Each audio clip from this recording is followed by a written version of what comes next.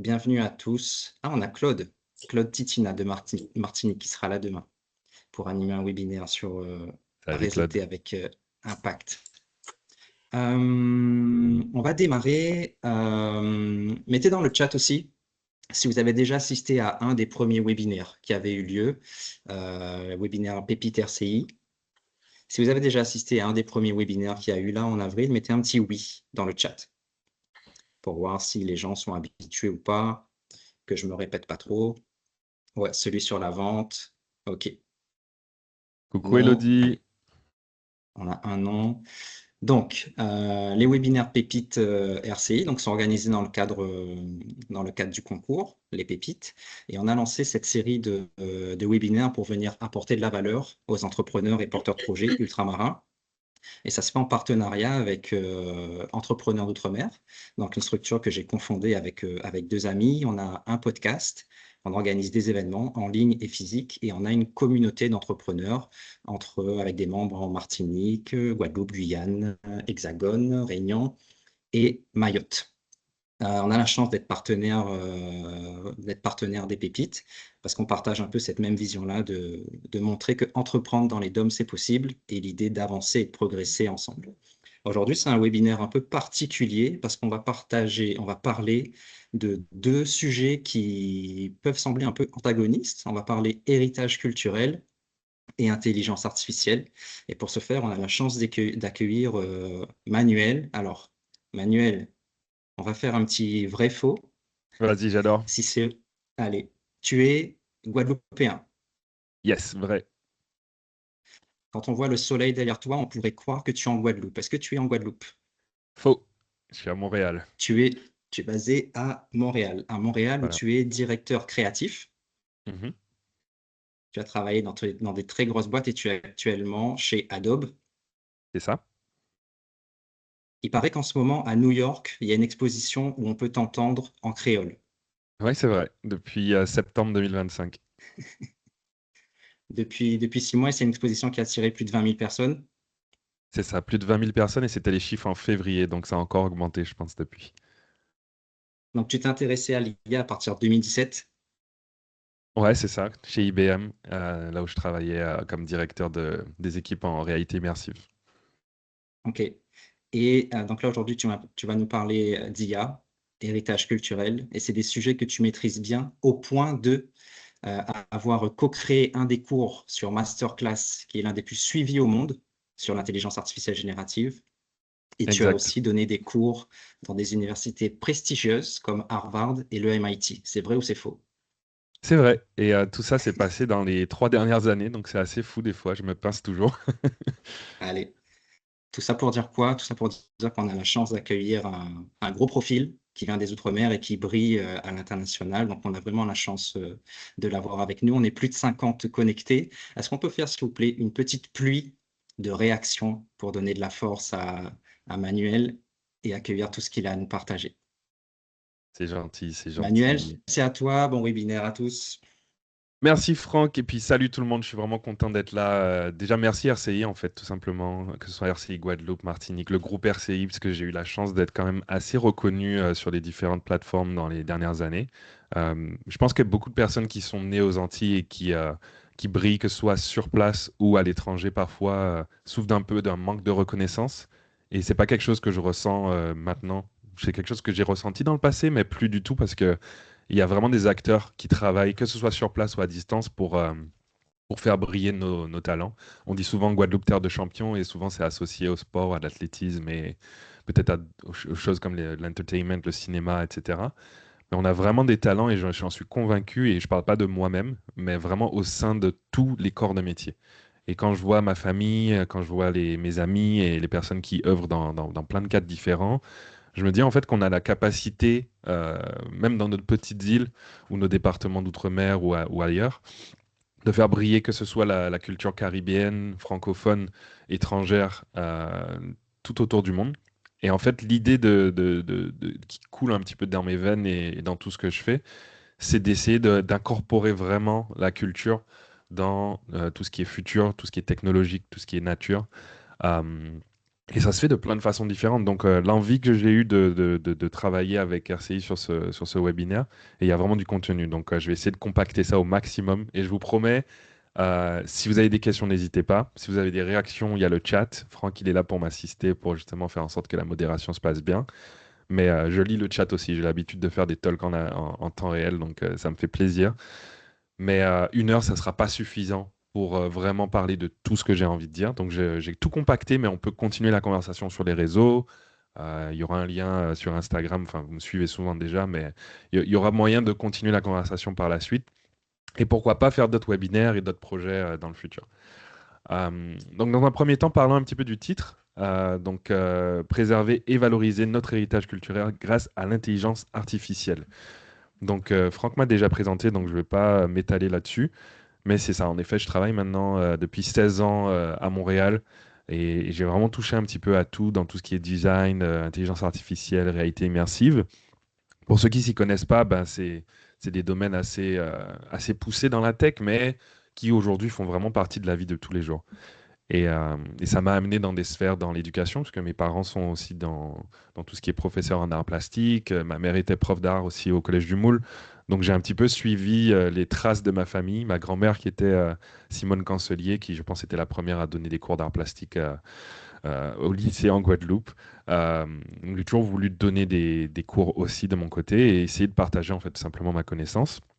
Et ça m'a amené dans des sphères comme Harvard, MIT, Oxford, Stanford, Columbia, qui sont des universités assez prestigieuses.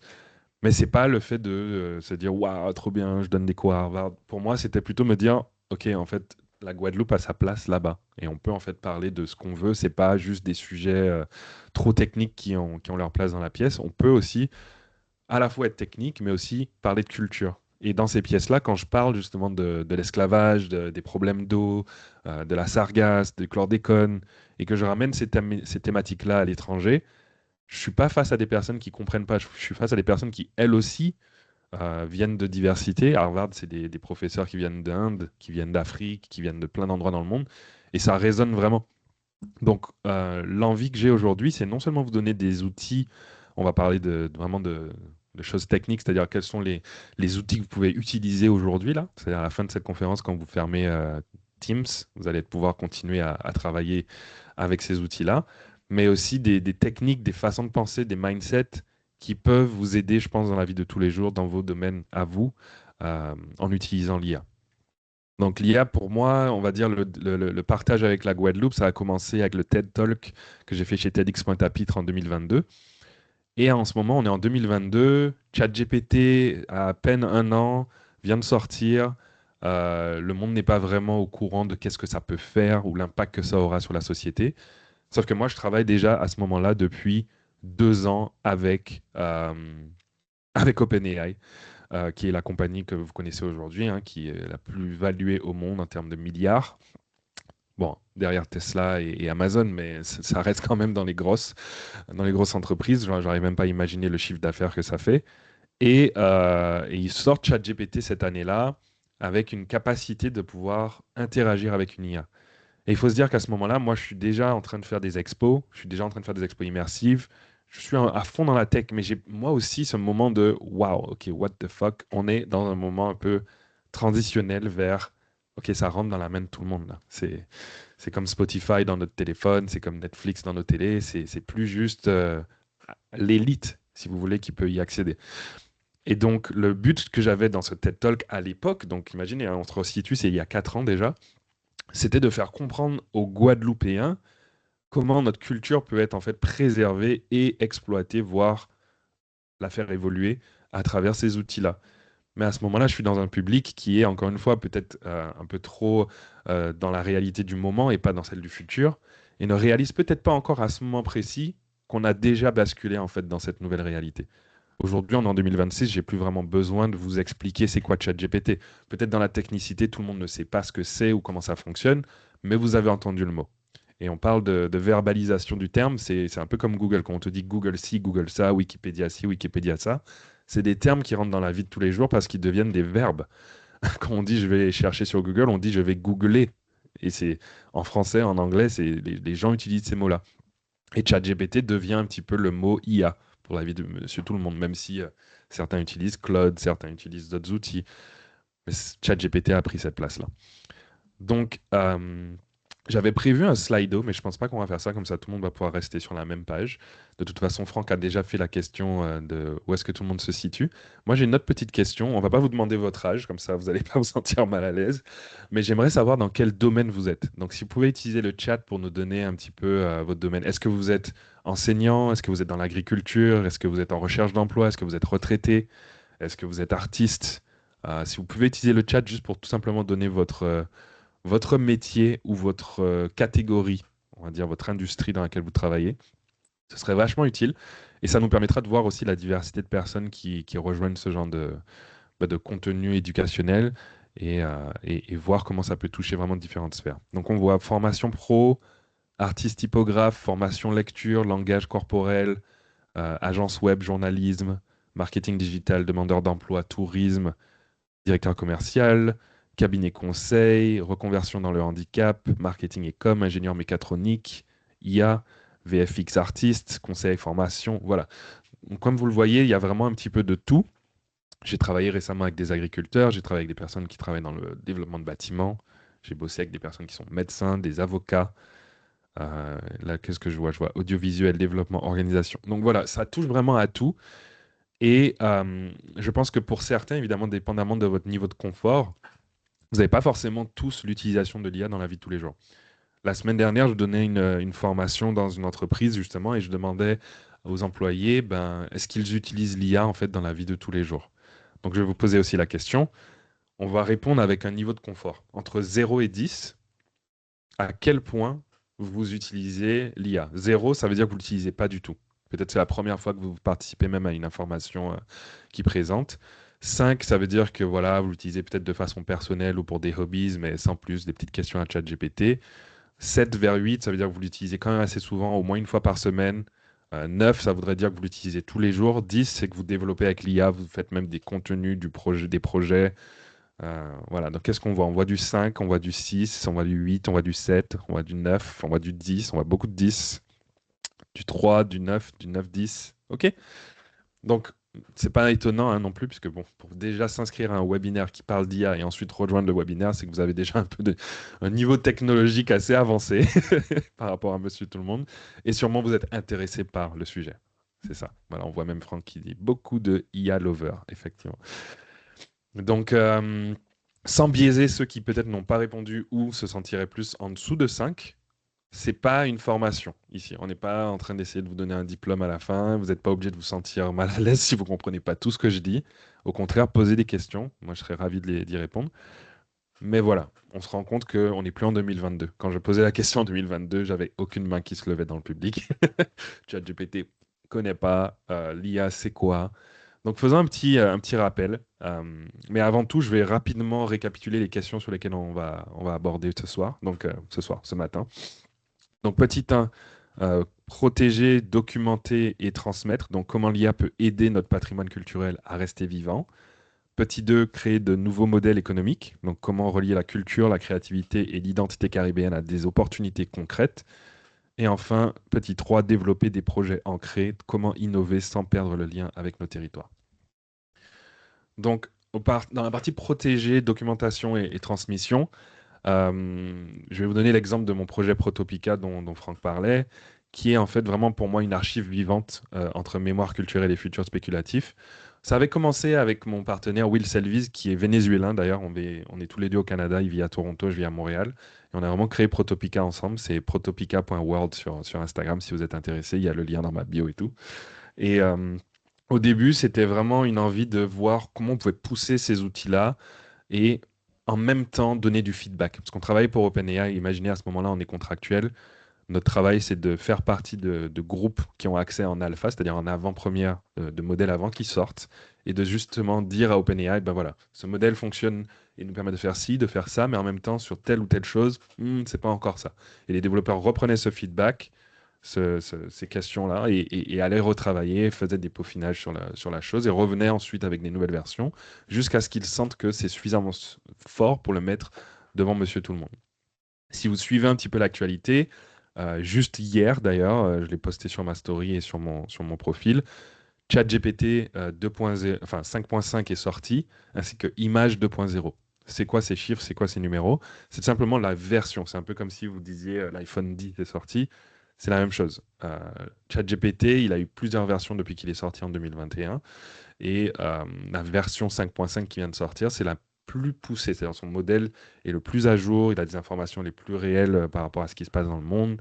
Il est capable de coder, il est capable de raisonner, il est capable de planifier.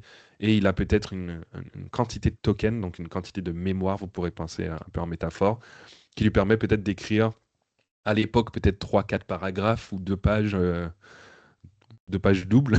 Aujourd'hui, il pourrait écrire les 7 tomes de Lord of the Ring, de Seigneur des Anneaux, en un coup. Et ça, c'est immense, mais en 4 ans, c'est exponentiellement immense. Donc, Image 2.0, c'est pas la partie LLM, donc la partie conversation, la partie chat, c'est la partie génération d'images. Parce que comme vous le savez depuis quelques temps, dans ChatGPT, on peut aussi générer des images.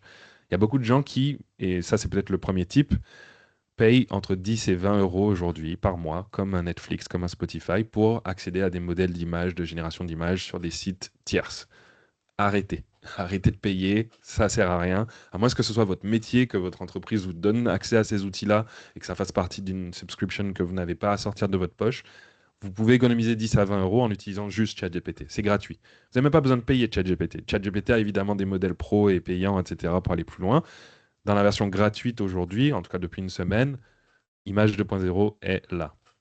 Ça veut dire que vous pouvez juste écrire dans ChatGPT, bonjour, je veux générer une image de Pikachu ou d'une petite souris jaune, et vous aurez l'image, ça va fonctionner et ça va être en face de vous. OK? La qualité de Image 2.0 est très avancée. C'est-à-dire que si vous mettez une photo de vous en input, donc vous ajoutez une photo de vous et vous dites créer une autre version de cette photo, peut-être d'un autre angle, ça va le faire.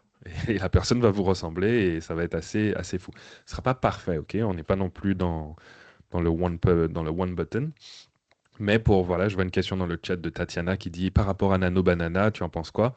Pour ceux qui ne savent pas, on ne parle pas de banane. C'est un modèle d'IA de Google qui s'appelle Gemini. Et du coup, la version 3.1 avait un nom de code en interne qui s'appelle Nano Banana. Et je pense que jusqu'à février-mars 2026, c'était le modèle d'image le plus avancé. C'est plus le cas, Tatiana. Du coup, Image 2.0 est un petit peu en avance sur ça. Ça ne veut pas dire qu'il faut arrêter d'utiliser Nano Banana. Il y a plein de raisons pour lesquelles tu continuerais à l'utiliser, mais c'est beaucoup mieux ça, que les anciens modèles de ChatGPT. Fabrice qui dit aussi, est-ce qu'il y a une grosse différence entre maintenant et Dali? Absolument. Du coup, Dali, pour ceux qui ne savent pas, le jeu de mots, c'est de Wall-E, si vous avez vu le film de Disney avec le petit robot, et Dali, Salvatore Dali, le peintre. Ils avaient créé leur premier modèle d'image en 2021 qui s'appelait Dali. Et c'est sur ce modèle justement que j'ai fait ma première expo à Montréal. Et effectivement, d'entre Dali à l'époque qui faisait des visages un peu flous, un peu bizarres, pas vraiment, avec 6 doigts, vous avez vu les blagues avec Will Smith qui mange des spaghettis, etc. C'était pas très très bon l'image à l'époque. Aujourd'hui, on peut faire toi qui manges des spaghettis avec Will Smith et on aura du mal à croire que Will Smith n'était pas dans ta maison. Et c'est là où on en est. C'est qu'on est à ce niveau on appelle ça le uncanny valley, où l'image est tellement proche du réel que déjà, pour monsieur tout le monde, pour ma grand-mère, pour ma mère, ils ne verraient pas la différence. D'accord? Pour vous, peut-être qu'ils sont dans le 9 ou le 10 par rapport aux chiffres dont on parlait tout à l'heure, vous allez peut-être voir que c'est une image générée par l'IA parce que vous avez l'habitude de consommer du contenu comme ça, vous voyez les petits défauts, les petits changements. Mais on s'entend que pour quelqu'un qui a besoin de faire un b-roll pour un clip, quelqu'un qui a besoin de mettre une image dans un PDF juste pour faire une formation et c'est un slide sur 26, ça quand même, ça commence à remplacer des agences de stock d'images, ça commence à remplacer des photographes, des illustrateurs. Donc il y a vraiment une question à se poser, c'est que quand l'image est si poussée, est-ce qu'il n'y a pas des risques et des dangers? D'accord? Donc on va parler de ça aussi. Effectivement, Yvan qui parle de fake news, on va aussi parler de ça. Donc Protopika, dans l'expo du coup qu'on a faite, on en a fait 3 jusqu'à date. Une qui était à Vancouver pour le Vancouver International Film Festival en 2024, si je me rappelle bien. Ensuite à Barcelone avec Sonar Plus D, qui est une de leurs plus grosses conférences. C'était en juillet de l'année dernière. Et puis à Art Tech House à New York depuis septembre. Qu'est-ce que vous pouvez y voir? C'est en fait, moi et mon partenaire, on travaille vraiment dans la 3D depuis environ 8 ans maintenant, 9 ans même. Et on a voulu en fait recréer des univers caribéens, ou en tout cas d'influence caribéenne. Et avec l'outil de scanning qu'on a, donc que ce soit des téléphones avec des scanners, des appareils photo, des caméras, on va aller scanner des roches gravées, peut-être à Trois-Rivières.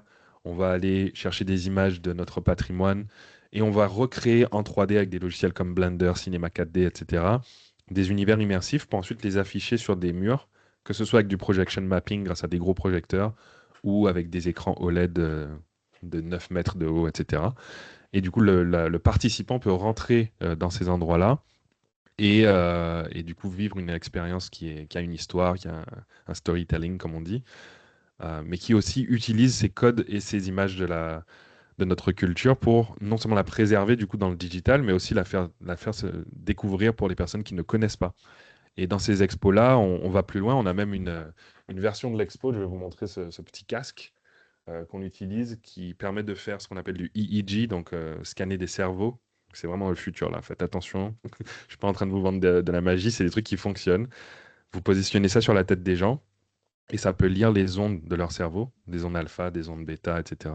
Des choses que votre cerveau fait en fait en temps réel que juste on n'est pas capable de capter avec l'être humain. Et on va en fait moduler le signal qu'on reçoit et faire en sorte que la personne, pendant que son cerveau vit cette expérience-là, le signal va modifier ce qu'elle voit. Et donc, on avait une expérience où la personne pouvait s'asseoir dans une pièce, mettre le casque et voir un reflet d'elle-même dans un écran. L'écran, en fait, ce qu'il faisait, c'est qu'il prenait le feed de la caméra, il le modifiait avec des prompts et il renvoyait à la personne une image modifiée par l'IA. Et non, c'est pas comme Neuralink de Elon Musk, parce que Neuralink, c'est intrusif, c'est-à-dire on va faire un trou dans ta tête pour vraiment connecter à ton cerveau. Mais c'est assez similaire dans le sens que c'est du BCI, du Brain Computer Interface. Et on s'en va vers ça, hein, c'est le futur des téléphones. Au bout d'un moment, les gens voudront plus d'écran, ils voudront que ce soit juste injecté dans leur corps.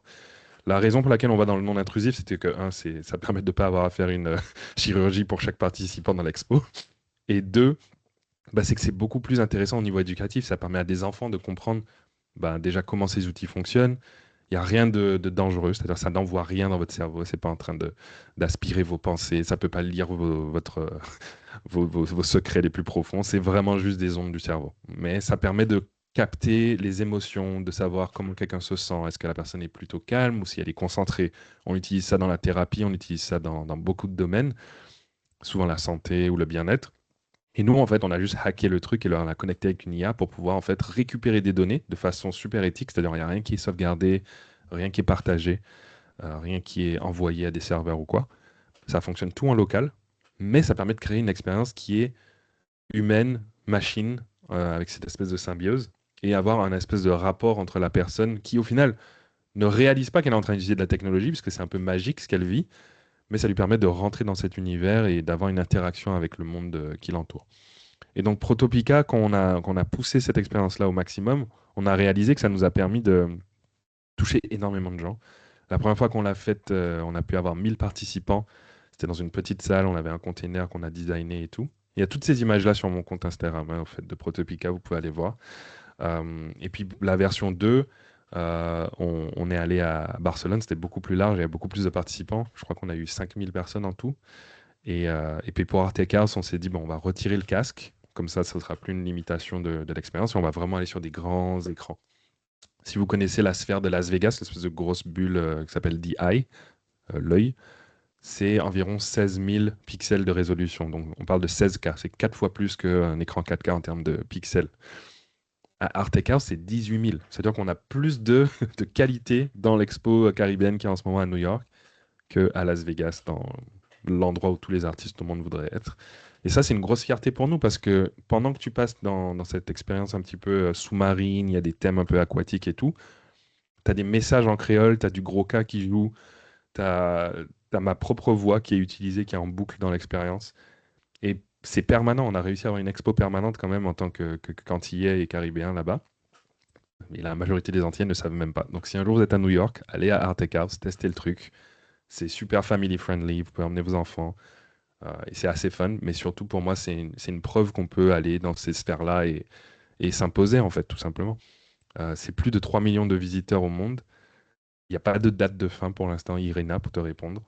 Ça fait 6 mois maintenant que ça tourne, et en fait, parce que c'est tellement. C'est leur expo qui a le plus marché, en fait, alors que ça fait quand même 20 ans que le truc existe. Donc ils ont dit à la base qu'on allait faire un mois, là ça fait 6 mois, puis chaque mois ils nous disent bon ben on continue, bon ben on continue, bon ben on continue. Donc je suis quand même content. Je gagne pas d'argent parce que vous y allez. C'était un truc vraiment, on a fait un don en fait à cet espace. Et eux ils sont hyper contents parce qu'ils ont de l'expo en permanence là-bas. Euh, donc je passe à la suite. Comment créer de nouveaux modèles économiques? Bon, ça c'est déjà un exemple, mais tout le monde ne va pas aller mettre des casques sur des êtres humains, on s'entend. Donc comment vous, peut-être dans votre domaine, pouvez déjà remettre en question la Caraïbe euh, et la créativité et l'identité caribéenne et l'insérer en fait dans vos travail. Donc pour moi, c'est le concept de rayonnement et de collaboration. J'ai énormément de personnes avec qui je travaille, que ce soit localement aux Antilles qu'à l'étranger, et je ne mets pas de jugement de valeur. Par exemple, mes collaborateurs en 2024, c'était Meta, la compagnie derrière Facebook, Instagram, WhatsApp, OpenAI qui a sponsorisé mon expo à Montréal, Adobe, chez qui maintenant je travaille, mais qui à l'époque était juste une entreprise avec qui j'étais collaborateur. Et j'ai donné ces talks à Harvard, au MIT, à Oxford. Mais les gens que je rencontre dans ces espaces-là, c'est des personnes qui viennent d'espaces ailleurs dans le monde et qui justement euh, vont partager leurs connaissances, leur savoir et leur culture.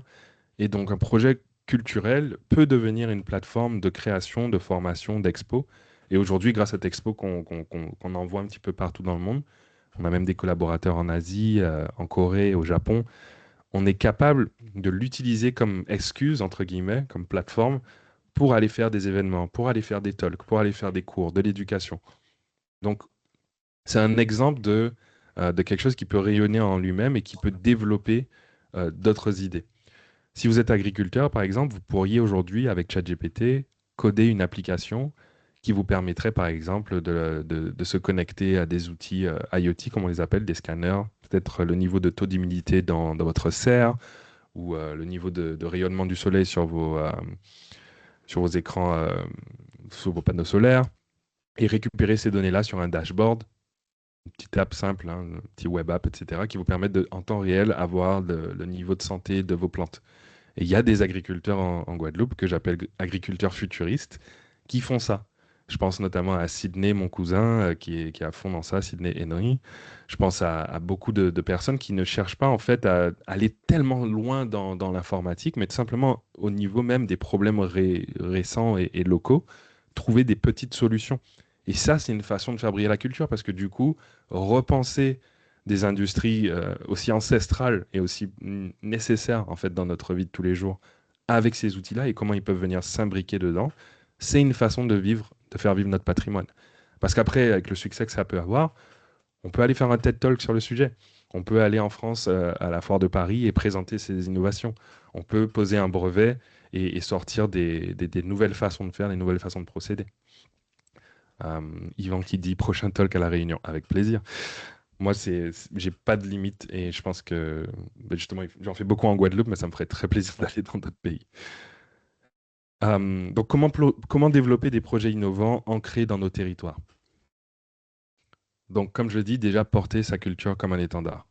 J'ai eu la chance de donner beaucoup de talks en ligne. Si vous tapez mon nom sur YouTube et que vous voyez, c'est souvent le même décor. Vous allez me voir dans ma chambre à Montréal avec ce background-là. Mais à chaque fois, il y a mon coutelas ici qui dit Guadeloupe. Euh, vous le voyez pas ici, mais en bas, là, j'ai une image de mon ancien. En fait, je vais la prendre. Donnez-moi 2 secondes. Je suis allé visiter l'usine de Damoiseau il n'y a pas si longtemps quand j'étais en Guadeloupe et j'ai volé ce petit truc en bois là que vous avez sûrement déjà vu. Il faut savoir que cette photo a été prise par mon père de mon arrière-grand-père. Et c'est lui sur la photo officielle de Damoiseau. J'ai rien à voir avec la consommation du rhum. Je suis pas partenaire de Damoiseau. Mais du coup, c'est un truc qui me fait plaisir parce que c'est dans ma pièce ici. Quand je travaille avec des collaborateurs, je leur montre, je leur fais partager. Et je me dis que à notre façon, même si on se retrouve dans des sphères qui peut-être nous demandent de s'habiller en costume, de mettre des cravates, des vestes, etc. Et je dois de temps en temps effectivement suivre un code vestimentaire, mais je vais venir avec mon drapeau. Vous voyez ce que je veux dire? C'est-à-dire que dans tout ce que je fais, j'essaye de penser comment je peux rajouter l'angle Guadeloupe, comment je peux rajouter l'angle caribéen. Et je pense que ça, c'est nécessaire en fait. C'est un peu comme Teddy Riner qui va pas arrêter de représenter la Guadeloupe dans tout ce qu'il fait. Pourtant, ça n'a pas besoin d'être relié à la Guadeloupe. Mais ce niveau de fierté en fait que je porte en moi, que j'ai peut-être pris de ma famille, c'est quelque chose qui est nécessaire parce qu'on est justement dans une île qui n'est pas assez connue. on est dans un archipel qui est peut-être pas assez découvert. Nous, on le connaît, peut-être au niveau de la France, il y a un certain niveau de lumière dessus, mais au niveau des talents, peut-être les gens ne savent pas qu'est-ce qu'on peut offrir au monde suffisamment. Donc en le rabâchant, en fait, je parle vraiment de rabâchage, c'est ça que j'appelle par porter sa culture comme un étendard. Donc je m'en fiche que je sois canadien maintenant et que j'ai un passeport canadien. Je m'en fiche que ça fait 16 ans que je vis ici. Je suis d'abord de Guadeloupe et ce sera toujours le cas dans tout ce que je fais. Donc vraiment, utiliser l'IA aussi pour justement faire travailler notre culture, c'est quelque chose de super intéressant. Je vais arrêter 2 secondes cet écran juste pour vous présenter quelque chose que vous n'avez peut-être pas encore vu. Mais je codais une partie de mon site la dernière fois et j'ai rajouté une sous-partie qui est un peu cachée qui s'appelle Folklore, donc manu.vision/folklore.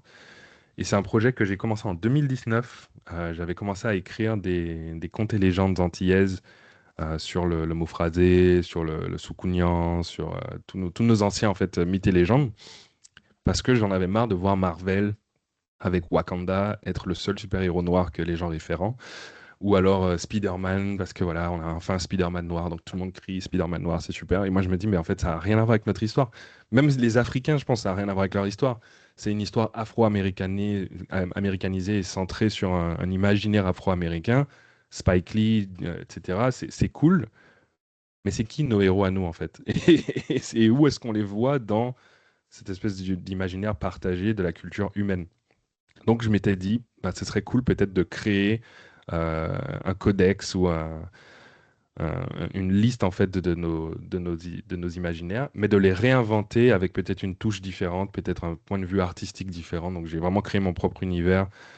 C'est utilisé à la fois basé sur des anciens croquis que j'avais fait sur iPad en 2019 et que j'ai reimaginé au fil du temps avec les différents modèles d'IA. Je suis tombé sur ce style aujourd'hui qui est assez unique peut-être à ce type de personnage. Et je me suis amusé à réinventer le Betacon, le Dowlis pour les Martiniquais, si vous connaissez, la Diablesse, et vraiment les réinventer dans un domaine différent. Et puis, pour chacun de ces personnages, vous avez un lien qui vous amène vers une vidéo. Donc, si vous cliquez sur la vidéo, ça vous envoie sur mon Instagram. Et à chaque fois, j'ai créé une version animée de ces personnages-là aussi, en allant chercher des émotions, des thèmes. Et si vous le voyez dans le visage et autres, il y a vraiment des messages cachés aussi. Elle, par exemple, c'est Maman de l'eau, mais repensée comme une héroïne grand-mère. Aller chercher justement dans... Arrêtons d'avoir juste des belles jeunes femmes dans les super-héros. On peut avoir des personnes âgées. Ça peut représenter notre culture d'une autre façon. Le potomitan. Elle porte des vêtements futuristes, mélangés un peu Balenciaga, plastique, avec le message du chlordécone, de l'eau polluée, etc. Donc vraiment, je vais chercher, si vous voulez, ces imaginaires-là et je me les réapproprie à ma façon. Et ensuite, quand je me retrouve à Harvard, bah, c'est ces projets-là que je présente, en fait. Plutôt que prendre, encore une fois, des dragons et des vikings ou du Mickey Mouse, bah, on prend d'autres propres trucs. Pour la petite histoire, j'utilise pas de modèle payant pour ces personnages-là. Le Soukounian, il est un petit peu plus graphique, je m'excuse pour ceux qui n'aiment pas. C'est vraiment juste pour vous montrer. J'utilise des modèles locaux, donc j'ai un PC qui fait tourner une Nvidia Blackwell A6000. Je pense que c'est la carte graphique la plus puissante au monde en ce moment. Ça coûte super cher. Et dessus, j'ai installé un setup à la Comfy UI avec des modèles images comme Qwen. Mon modèle vidéo, je crois que j'utilise LTX 2.3 qui vient de sortir il y a moins de 2 mois. Vous allez peut-être pas du tout comprendre ce que je dis en ce moment, mais pour ceux qui travaillent dans le monde de l'image et de la vidéo, vous saurez. Et il y aura du contenu que je vais bientôt partager qui expliquera comment faire ce genre de visuel et comment exploiter des personnages, des univers intéressants. Ça, j'appelle ça du world building. J'ai donné le cours au MIT en 2025 sur ce thème. Et dans la pièce, j'avais des personnes d'origine hawaïenne, j'avais des personnes d'origine polynésienne, des personnes d'origine native américaine, qui avaient pour envie de créer des films racontant leurs propres histoires, non pas créés par des réalisateurs américains, mais par des personnes nées dans leur pays, qui utilisent leur code, leur culture, leurs symboles, leurs visuels. Et c'était super important pour moi de parler avec eux et de leur montrer que c'est faisable, en fait, en donnant ces exemples-là. Et il y a beaucoup de gens aux Antilles que je pourrais pas forcément tous citer qui font ça. Je pense notamment à Martinique, à Arthur Francietta, qui travaille dans le domaine du pétroglyphe et de la réappropriation de ces codes-là au niveau de la typographie et qui crée des polices d'écriture avec des pétroglyphes. On avait travaillé ensemble d'ailleurs en 2021 sur le Pétrodex, qui est le Pokédex de pétroglyphes, Euh, je pense à Kim Demani, guadeloupéenne, qui travaille à la limite entre l'art et la Caraïbe. Je pense à Lucas Hussein, qui est un réalisateur, cinématographe et photographe de renom. Si vous aimez Willem, qui vient de ressortir avec son film qui sort bientôt, là, Lucas a bossé sur le film. C'est énorme. Donc, du coup, on a des gens locaux, ok, qui représentent nos Antilles. Et, euh, et je pense que voilà, je suis un exemple, mais moi j'essaie d'être assez humble dans ce que je fais, même si j'ai fait beaucoup de choses. Il y a tellement plus à faire en fait. Et moi je suis sur un angle tellement précis que moi j'ai envie que vous ressortiez de cette présentation-là avec une inspiration de vous dire que vous aussi vous pouvez le faire. Ok? José qui demande, nous sommes spécialisés en imagerie aérienne à l'aide de drones qui utilisent l'IA embarquée. Et aujourd'hui, on nous demande souvent de réaliser des survols sur des plantations afin de comptabiliser et ou d'identifier des catégories spécifiques de fruits et légumes. As-tu des conseils concernant une ou des IA adaptées à ce type d'application? Déjà, coucou José, c'est mon tonton. Je savais même pas que tu étais là, José Saint-Silly, qui effectivement travaille dans... Encore une fois, c'est le futurisme de l'aérien. Euh, alors, des conseils d'IA qui font ça, j'en ai pas forcément en tête qui sont spécialisés, ok, qui ont un modèle sur la détection de plantes et autres. Mais ChatGPT peut le faire déjà à son niveau. Donc, un exemple concret, vous ouvrez l'application de ChatGPT sur votre téléphone ou le site web, vous prenez le mode photo, vous prenez une photo d'une plante, il va pouvoir vous donner la catégorie de la plante. Selon la photo, ça vous dira si la plante a besoin d'eau, ou à quelle fréquence vous devez l'arroser. Donc moi, j'utilise ça beaucoup parce que je tue beaucoup de mes plantes sans faire exprès, juste par manque de compréhension. Les cactus, ça prend plus d'eau que d'autres, etc. Et donc, selon le drone que tu utilises et la qualité et la résolution de l'image que tu obtiens, tu pourrais effectivement utiliser ChatGPT pour faire de la catégorisation. Mais pour aller plus loin, dans un cas aussi unique et aussi niche, ce que souvent on va recommander, c'est de entraîner un modèle d'image local qui aura peut-être été entraîné précisément sur les fruits et légumes antillais, donc il y aura une compréhension un peu plus large et plus précise sur les fruits qui viennent de chez nous. Et ensuite, récupérer tout le footage, tout le contenu qui est filmé par ces drones et le lancer dans ce modèle local. Et tu peux effectivement créer, donc ça s'appelle faire un LoRa, L-O-R-A, qui te permet de créer un modèle d'image qui est biaisé autour euh, de cette information locale. Et donc, je te dirais encore une fois, tu peux utiliser ChatGPT. D'ailleurs, Franck vient de confirmer les plantes en arrière-plan ont l'air en bonne santé. Merci ChatGPT, effectivement. Et, mais voilà, il y a plusieurs façons d'accéder à cette donnée-là et de le faire de façon précise. Nicolas qui dit l'utilisation de certains outils Python pourrait être pertinente pour ce cas d'utilisation. Absolument. Python qui est un langage de programmation qui est très utilisé dans tout ce qui est scripting. ChatGPT pour faire de l'automatisation et Claude aussi utilise beaucoup le Python. Donc tu pourrais même créer ton propre outil avec ChatGPT. Aujourd'hui, tu peux coder avec ChatGPT, hein. Donc ça peut être une exploration à tester qui peut ensuite être développée plus loin et vraiment poussée en avant avec ton entreprise. Ok, j'avance un petit peu parce que je ne vais pas forcément suivre tous mes slides, c'est vraiment juste pour être un support de conversation.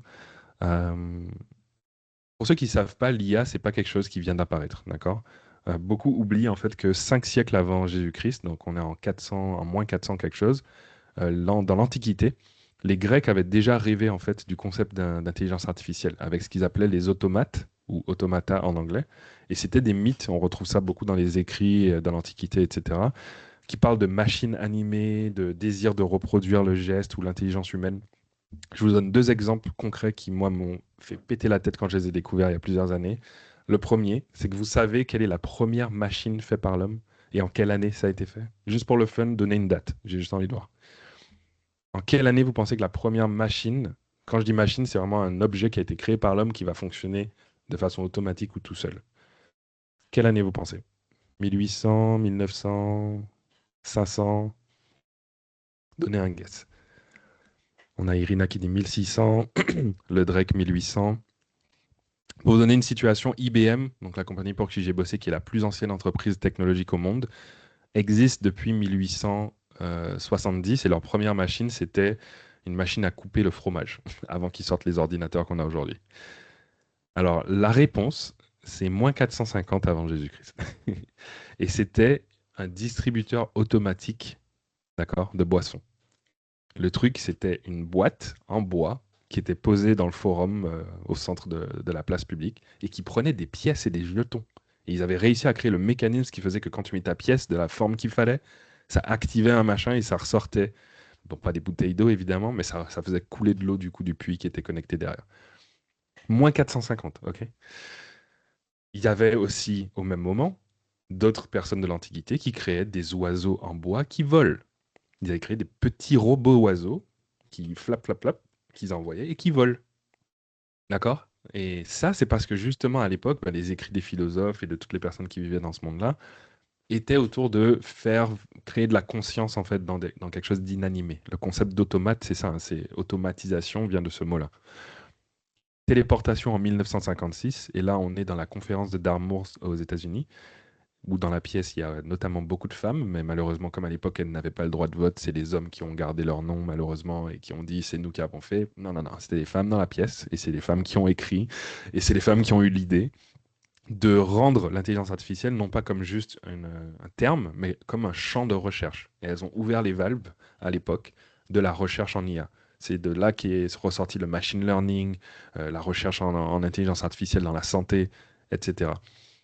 Et puis évidemment, si vous regardez dans 2000 à 2020 à peu près, on a eu des IA très lambda. On a eu des chatbots, on a eu Google, Alexa et compagnie à la maison, on a eu la recommandation sur Internet ou dans les sites de musique comme Spotify ou Netflix. Mais aujourd'hui, on est vraiment dans ce qu'on parle de LLM, donc de modèle de langage large, ou de génératif, donc images, vidéos, sons, etc. C'est un autre niveau. Donc je vous donnais des exemples tout à l'heure. Votre GPS fonctionne avec l'IA. D'accord. C'est Jay qui dit, du coup, certains mythes peuvent-ils s'inspirer véritables inventions réelles? Oui, absolument. Bah, la plupart des mythes viennent d'imaginaire et la plupart des inventions viennent de mythes. Donc c'est un petit peu un serpent qui se mord la queue, mais on réimagine en fait des choses qui ont déjà été pensées par nos ancêtres, effectivement. Quand vous utilisez moteur de traduction, c'est de l'IA. Quand vous êtes sur Netflix et que la série est finie et qu'elle vous propose le film suivant, c'est de l'IA. D'accord? Euh, donc vraiment, on est arrivé, comme je disais, dans cette IA un petit peu assistante à une IA qui est maintenant automatisée, qui peut prendre agence, donc on parle d'IA agentique, et qui peut créer aussi. Et effectivement, la question de la création peut être effrayante pour des artistes. Ma réponse, elle est claire dans ce domaine-là. C'est un peu le Far West. C'est-à-dire, on n'a pas encore défini vraiment les termes au niveau du copyright, au niveau euh, des droits d'auteur, au niveau de qui possède, qui fait quoi. Sauf que quand vous regardez dans l'histoire de l'art, c'était la même chose pour les photographes. D'accord? Quand ils sont sortis, les peintres remettaient en question la photo en disant que c'était abusé, qu'il fallait juste cliquer sur un bouton, qu'il n'y avait pas de travail, de réflexion derrière, autre que appuyer sur un bouton. Et on disait que c'était voué à l'échec, que ça allait peut-être même faire disparaître les peintres. Non, en fait, la photo a rapporté une nouvelle façon d'interagir et une nouvelle façon de repenser à l'art et c'est devenu un type d'art à part entière. Et la peinture, c'était pareil.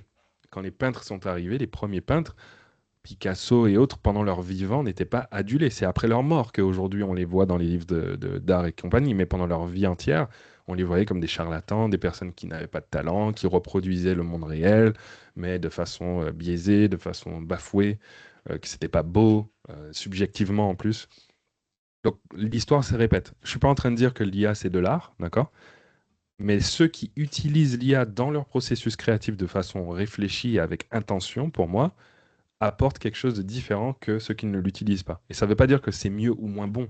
C'est pas un niveau de comparaison en termes de qualité ou de meilleur ou autre. C'est juste que c'est une nouvelle façon d'exploiter des outils différents que ce qu'on avait avant et qui permettent peut-être d'étendre notre champ culturel ou notre créativité de d'autres façons.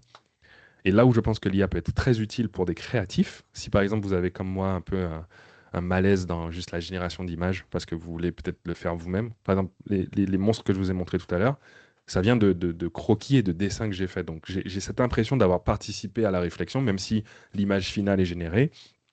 J'ai une collaboration qui s'est faite avec l'IA. C'est très différent d'écrire juste du texte et avoir une image qui ressort. Ça ne veut pas dire que c'est pas bon, c'est juste une autre façon d'approcher la chose. Mais si vous vous sentez mal à ce niveau-là, peut-être que vous pouvez utiliser l'IA dans votre processus créatif, dans la partie idéation, peut-être pour avoir des idées, dans la partie planification, dans la partie écriture de concept. Euh, je travaille avec beaucoup de producteurs dans la musique. Je vais vous le dire aujourd'hui, 80% des producteurs de musique antillaise et même les producteurs de bouillon utilisent l'IA dans leur processus.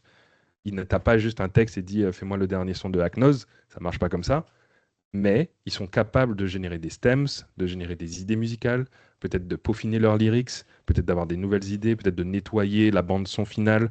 Et tous les logiciels comme Logic Pro, Fruity Loops, Ableton, peu importe lequel vous utilisez dans la musique, la composition, utilisent de l'IA depuis des années dans les features qu'on utilise dans la vie de tous les jours et qu'on appelle techniques.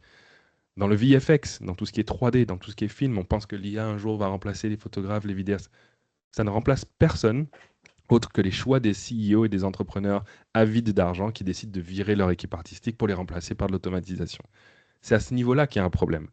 Mais quand vous demandez à un Spielberg, quand vous demandez à je sais pas, Christopher Nolan et compagnie, dans leur processus de travail, dans le film, dans le nettoyage des bandes, dans la prévisualisation, dans le VFX, dans les logiciels 3D, il y a de l'IA dans chacune des features. C'est impossible d'être en 2026 et d'utiliser un outil sur un ordinateur sans utiliser de l'IA. Donc même ceux qui disent je ne suis pas pour l'IA et qui le postent depuis Instagram dans un commentaire utilisant un iPhone, ils ne réalisent pas que la machine et le logiciel qu'ils utilisent pour même dire ce point de vue, c'est de l'IA. D'accord?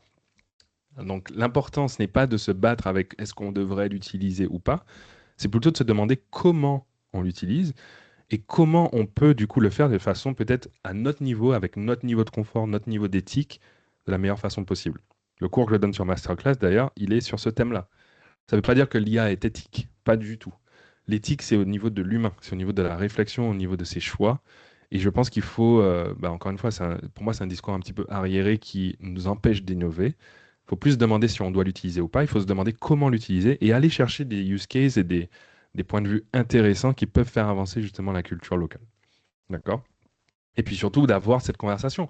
C'est pas une mauvaise conversation à avoir, mais continuer à parler de comment ces choses-là fonctionnent vont nous aider à les rendre meilleures. Et surtout au niveau de la Guadeloupe, de la Martinique, de la Réunion, de nos îles, de peut-être l'approcher d'une façon complètement différente que ce qu'on voit dans l'Hexagone. Parce que les réalités de la France hexagonale ne sont pas celles de la France guadeloupéenne. D'accord? Donc, comme je dis, ce futur demande de la lucidité, ni fascination naïve, ni rejet automatique. Et là-dedans, je vous liste quelques risques. Donc, les biais et les stéréotypes, parce qu'évidemment, un exemple concret, hein, un GPS qui a été entraîné sur une voiture qui roule sur la Silicon Valley avec des roues super larges, je ne vais pas forcément lui faire confiance quand je suis dans les grands fonds Sainte-Anne. C'est pour ça que Waze fonctionne beaucoup mieux en Guadeloupe que Google Maps. Parce que Waze a été entraîné sur des données de l'utilisateur qui partage le niveau de la route. OK? Un autre biais cognitif, mais quand un LLM comme ChatGPT, tu lui demandes d'écrire en créole, tu vas peut-être avoir un créole bizarre, un peu mélangé haïtien, martiniquais. Parce que la quantité d'écrits et de contenu sur les réseaux sur lesquels il s'est entraîné n'était pas principalement écrit en créole guadeloupéen. Pourquoi? Parce que le créole guadeloupéen est beaucoup plus parlé que écrit. Et nos écrits, nos actuels artistes et écrivains guadeloupéens ont écrit plus de livres papier que de posts sur Instagram. Mais quand tu regardes dans chaque pays la proportion de Guadeloupéens ou d'Haïtiens dans le monde, c'est beaucoup plus des Haïtiens que des Guadeloupéens. À Montréal notamment, il y a beaucoup plus d'Haïtiens que de Guadeloupéens. Donc dans le contenu qu'on trouve sur Internet, de gens qui parlent créole ou qui le labellisent comme créole, bah pour ChatGPT, le créole, c'est le créole haïtien. Il n'y a même pas de distinction entre les 39 créoles qui existent, c'est haïtien pour lui. Donc ça veut dire que quand on utilise ces outils-là, on part déjà de base avec un problème, avec un biais. Donc de toujours se prendre en compte dans notre travail cet impact-là pour ne pas juste bêtement utiliser ces outils ou les recommander à des gens qui vont peut-être bafouer nos cultures. Il faut faire partie de la conversation. Et c'est pour ça que pour moi, le rejet automatique, il est plus dangereux que l'adoption naïve, parce qu'en rejetant automatiquement la conversation, ça veut dire qu'on se retire de la pièce dans laquelle les décideurs décident du futur. Alors que nous, on peut faire partie de cet espace et on peut avoir un poids, on peut justement définir le futur de son utilisation. Puis évidemment, l'impact environnemental, parce que pour entraîner ces modèles vraiment larges, ça consomme beaucoup. Mais il faut faire attention. L'impact environnemental est beaucoup plus large au niveau du training data, donc au niveau de l'entraînement d'un modèle, qu'au niveau de la consommation de modèle. Donc, faire une requête sur ChatGPT, ça ne dépense pas autant d'eau que entraîner ChatGPT pour le prochain modèle. De façon concrète, poster un tweet sur Twitter, ou sur X, comment vous l'appelez, ou une photo sur Instagram, coûte 10 fois plus que faire une requête sur ChatGPT. Donc si vous vous battez avec quelqu'un qui vous dit à chaque fois j'utilise pas de l'IA parce que ça consomme et qui va vous pondre un roman sur Instagram ou sur Facebook, Juste écrire ce texte a coûté plus que s'il utilisait l'IA pour le reste de son année.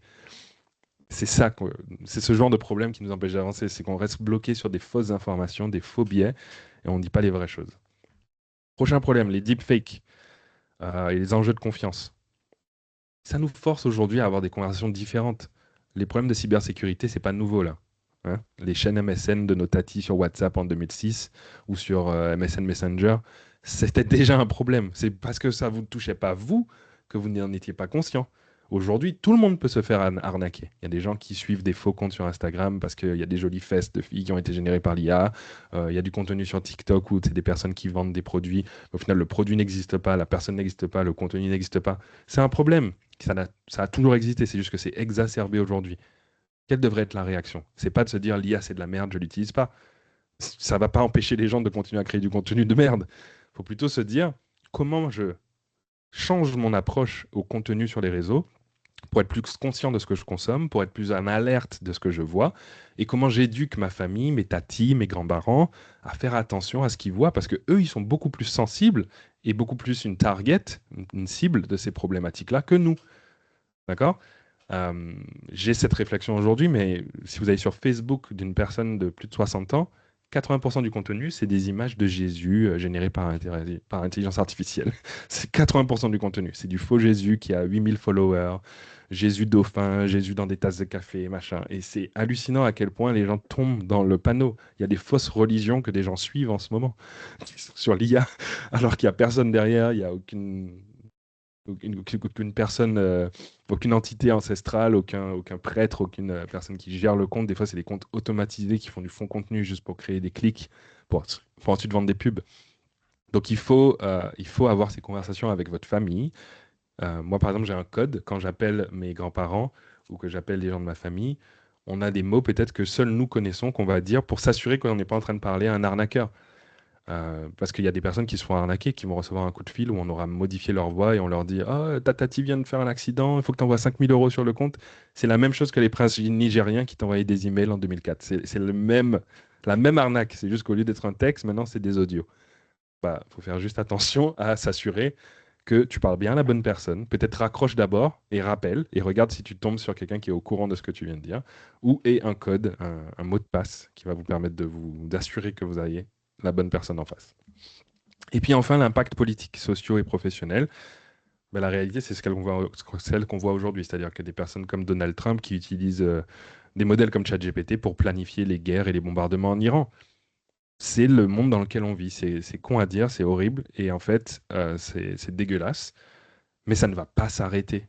Et en fait, ça veut dire que nous, on doit s'en procurer l'exploitation pour nous protéger et pour justement ne pas devenir cible ou victime de ces outils-là. Donc les comprendre, c'est les utiliser, et les utiliser, ça permet de se protéger.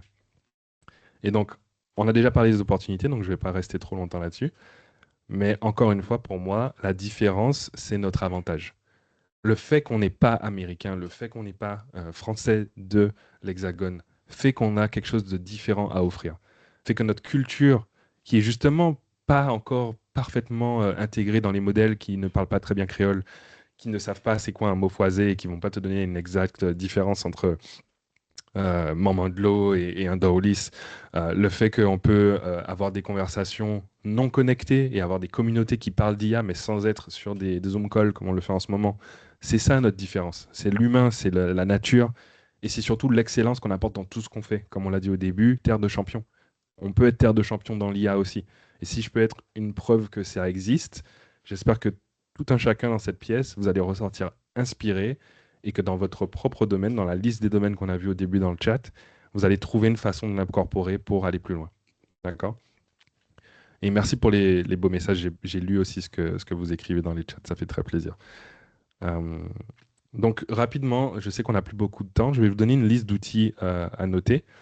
LLM, mes top 3. On va faire un petit jeu de top 3.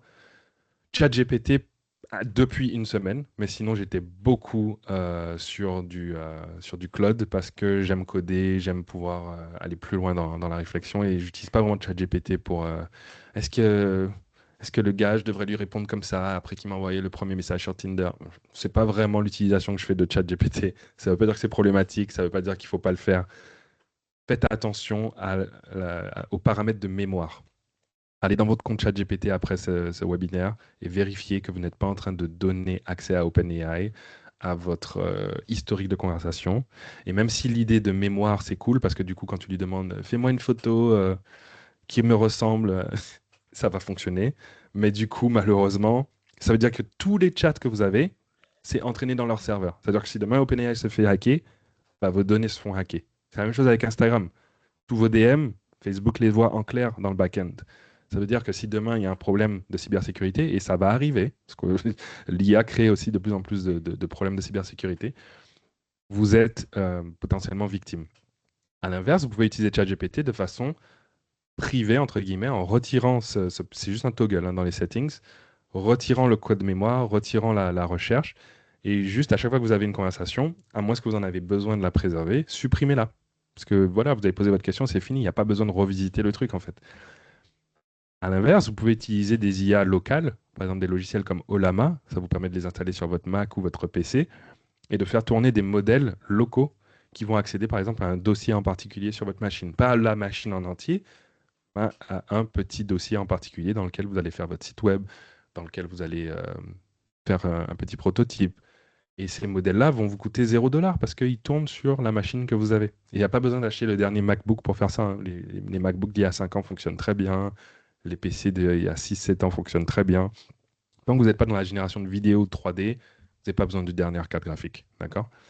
Donc, Olama, O-L-L-A-M-A, ça permet d'installer un logiciel en local sur votre machine qui vous permet de faire tourner des modèles. Et vous pouvez aussi faire tourner ChatGPT ou Claude dessus, c'est ça qui est cool. Mais au lieu de payer une subscription, vous allez utiliser juste des modèles locaux. En image, je reconnais que Midjourney, c'est très intéressant, c'est très poussé, mais ça coûte très cher.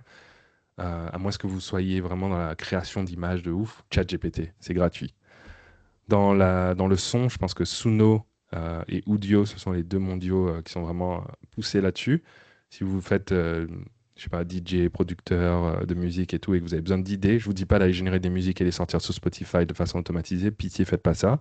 Mais vous pouvez au moins avoir des idées, vous pouvez récupérer des stems, vous pouvez avoir des pistes d'exploration avec ces logiciels-là. Donc Suno, Udio, Eleven Labs, Eleven comme le chiffre, avec Labs à la fin, ça permet de copier la voix de quelqu'un ou de générer du son à partir de texte, ou générer du texte à partir de son. Très utile pour le contenu sur les réseaux sociaux ou faire du contenu éducatif. Vous n'avez pas le temps vraiment d'avoir un bon micro et de parler. Allez pas le faire pour copier la voix de quelqu'un et faire des scams, d'accord? C'est fait pour ça aussi, mais c'est pas pour ça que nous on l'utilise. On en a parlé déjà. Et enfin, dans l'agentique, donc tout ce qui est workflow, veille, automatisation, assistant spécialisé, les mêmes LLM qu'on a cités au début permettent de faire de l'agentique aujourd'hui. Donc il y a un an, j'aurais pas donné les mêmes chiffres, mais Claude et ChatGPT, c'est pas mal les deux meilleurs modèles. Après, on peut aller dans les modèles chinois comme DeepSeek. Le problème, c'est que vous n'êtes pas au courant de comment c'est encore plus grave au niveau de l'espionnage dans ces pays-là, évidemment. C'est pas parce que, ils sont meilleurs que les États-Unis ou autres, il n'y a pas de niveau politique, c'est juste que la façon dont c'est entraîné, c'est pas fait avec les normes éthiques qu'on aurait peut-être en ce moment en Europe. Donc je recommande pas forcément ces modèles-là, mais ils sont très puissants. La Chine, je pense, est leader du monde en ce moment dans tout ce qui est modèle image, vidéo et texte. Donc avec Olama, encore une fois, vous pouvez installer ces modèles en local et les tester de façon safe avant de décider si peut-être pour votre entreprise, ça vaut la peine d'aller plus loin et d'installer des logiciels plus larges. Donc voilà, moi j'appelle ChatGPT un peu le studio de prototypage. Ça va vous permettre de raisonner, d'écrire, de comparer, de structurer. La présentation que je viens de vous présenter a été faite avec ChatGPT hier soir. J'avais pas beaucoup de temps cette semaine et je me suis dit comment je peux compacter toutes ces idées en un truc. Donc j'ai codé ça, c'est un petit site qui tourne en HTML là, voilà. Je vais pas vous mentir, je vous montre la vérité, le code il est là. Vous pouvez le copier et faire de la même présentation si vous avez envie. Et l'idée, c'était de pouvoir avoir une page avec des couleurs, du texte lisible et des boutons en bas sur lesquels je peux cliquer pour aller en avant, montrer la progression des slides et intégrer des images si besoin. Donc voilà, encore une fois, un peu de prompt sur ChatGPT vous permet de faire des choses utiles dans votre vie de tous les jours euh, pour pratiquer avec ces outils-là et puis faire des tests en fait. Arrêtez d'attendre que quelqu'un vous colle le prompt ou de vous subscribe à la énième formation sur Internet payante. Il y a du contenu gratuit. Ça, c'est fait par RCI, c'était gratuit. Ce que je propose sur ma page, c'est gratuit. Je ne vends rien. Je n'ai rien à vendre. J'ai même pas de bouton à la fin pour vous dire et maintenant, allez suivre ma formation et vous allez devenir le boss de l'IA. Non, c'est gratuit. C'est de la connaissance. Et en fait, on devrait arrêter d'essayer de se mentir et de se vendre des trucs et d'essayer de faire de l'argent avec tout. Vous n'êtes pas obligé de faire de l'argent avec l'IA. C'est pas un truc qui est là pour changer vos vies nécessairement à ce niveau-là. Mais ça peut être utile. Et peut-être que vous allez avoir des idées, ou vous avez déjà des idées après cette conversation qui va vous donner envie de lancer un business ou un truc, ou de l'intégrer dans vos business existants. Et ce serait très bien si vous le faites. Mais ne vous sentez pas obligé de le faire, de un. Comme on dit, ne monétisez pas tous vos hobbies, sinon ce ne sont plus des hobbies. Et cherchez plutôt à l'intégrer d'une façon saine dans votre vie de tous les jours pour rester à jour. D'accord? On parle de future proofing, donc de rester adaptif à un futur de plus en plus incertain, de plus en plus dynamique, dans un monde où justement le contexte politico-socio-économique est très stressant. On ne va pas rajouter du stress en plus, on va plutôt se protéger et utiliser ces outils-là pour aller de l'avant. Donc je vais accélérer jusqu'au dernier slide, puisqu'on est à la fin. Ça, c'est le QR code pour me suivre sur Instagram. Et j'apprécierais beaucoup si vous avez aimé ce contenu-là, si vous pouvez me laisser un petit message ou aller sur le post qu'on a fait avec RCI, laisser un commentaire. Comme ça, moi, je peux vous retrouver, je peux vous suivre. On peut continuer la conversation en privé. Et je pense qu'on en refera parce que ben, j'ai beaucoup apprécié. Olivier, tu parles d'IA et de photogrammétrie. Je vais rapidement te répondre. Moi, j'utilise beaucoup l'outil Scaniverse sur téléphone. Si tu as un iPhone 12 ou plus, tu as normalement un LiDAR scanner dessus qui te permet de scanner en 3D. Et ça permet de faire pas mal de choses sympas. C'est avec ça que j'ai fait Protopica notamment. On a scanné des roches gravées en Guadeloupe avec Scaniverse. Donc, je recommande Scaniverse. Voilà. Merci tout le monde. Et puis, Franck, je te repasse la parole peut-être pour la fin. Ah bah écoute, je pense que tout a été dit. C'était vraiment super. Je pense que bah, tous là, en tant qu'ultramarins, on repart un peu avec ce sentiment de fierté et d'être chacun acteur, hein. J'ai bien aimé le mot ambassadeur. Dans le chat, on parlait de ambassadeur 2.0, de nos îles, de notre culture, de notre langage. Merci beaucoup d'avoir pris de ton temps. On sait que ton temps est précieux. En tout cas, moi, j'ai pris beaucoup de plaisir là, à participer à ce webinaire, à t'écouter. Est-ce qu'on peut, s'il vous plaît, mettre une pluie de réactions, d'emojis, que ce soit dans le chat ou quoi, pour remercier Manuel? Merci tout le monde. Merci à tous. Je vous ai mis le lien de son Insta. Allez lui faire un petit follow, un petit message. Et on se retrouve demain. On se retrouve demain pour Yes. le dernier webinaire de cette série. Et on sera avec Claude. On va parler réseautage et impact. À demain. Bonne journée, tout le monde. Allez tout le monde et restez curieux.